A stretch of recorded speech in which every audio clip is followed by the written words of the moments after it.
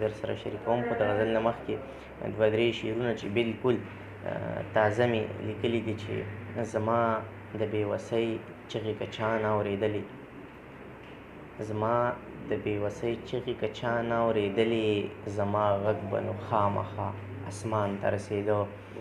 او که تا به ورکولم خو زه چېرته ورکېدم، که تا به ورکولم خو زه چېرته ورکېدم، پښتون ما تاریخ به مې افغان ته رسېده. او له تا نه ګیلهمن نه یم جانانه ستا دا وسو، له تا نه ګیلهمن نه یم جانانه ستا دا وسو، ستا لاس ایله زما ریښې ګرېوان ته رسېده. غزل دی چې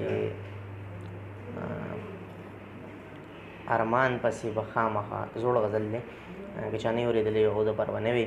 ارمان پسې به خامخا درمان ګټم او ځم، خپل ځان پسې بایلمه خو جانان ګټم او ځم. ملا ته د سندرو اجازه خو راله راکړه، جهاد بدل له زه په یو قربان ګټم او ځم. او تنیسه تور غلاف ما د جانان پلو نیولې، ته خدای ګټه او زه ورله بندیان ګټم او ځم. پښتون یم ساده یم د ژوند هره سودا کې، پښتون یم ساده یم د ژوند هره سودا کې، په ګټه پسې لاړ شم تاوان ګټم او ځم.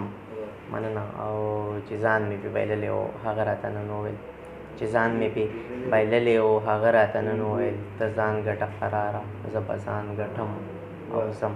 ډېره مننه، مینه، هر کله.